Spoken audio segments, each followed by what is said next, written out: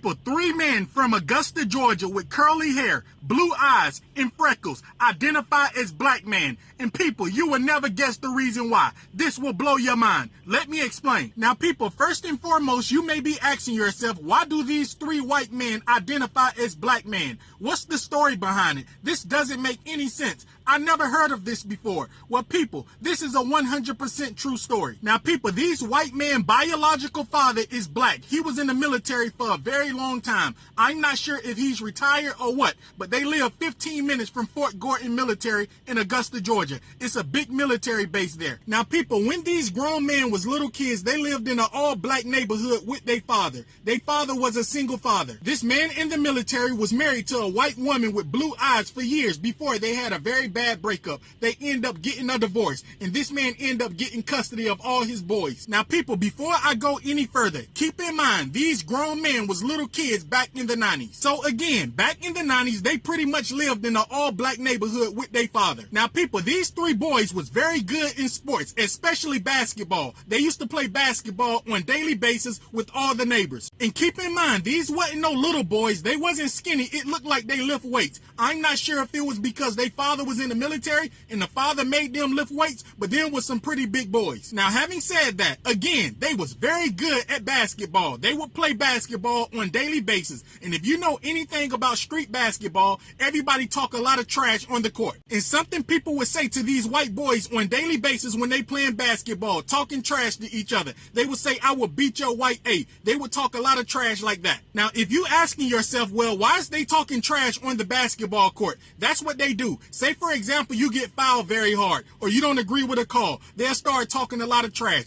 That's how they do in street basketball. Now, having said that, this is where these white men started to identify as black back in the 90s. Now, every day these kids would go out and play basketball in their neighborhood and someone would call them white. They would go home crying to their black father and they would say, "Someone call us white." The father will always tell his children, "You is not white, you is black." Now, keep in mind, their father was in the military for a very long time. I'm not sure if he was a sergeant or what he was, but he yelled very loud. This man was very mean. He was very strict. He will always tell them and yell at them and say, "You is black." Now, people, before I go any further, you may be asking yourself, why are you watching this video? Where was the mother? Well, the mother would pick the kids up on the weekend sometime. But for the most part, the kids was with the father 90% of the time. Also, the father and the baby mom had a very good relationship. Now, having said that, now you know why these men identify as black men, because their father told them their entire childhood, "You black, you is not white." Now, people, when I tell you they took their father serious every time he said they wasn't white, they was black,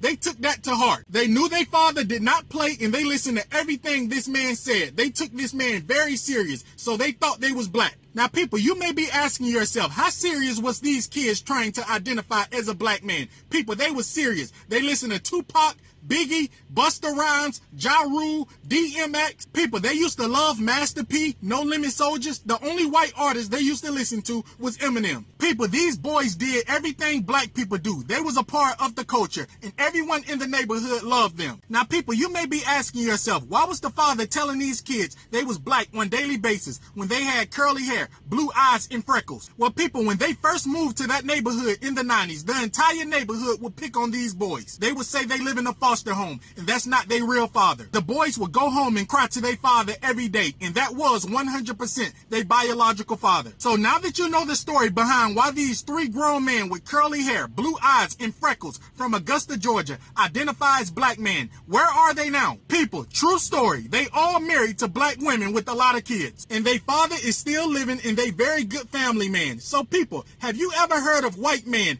in America identifying as black men?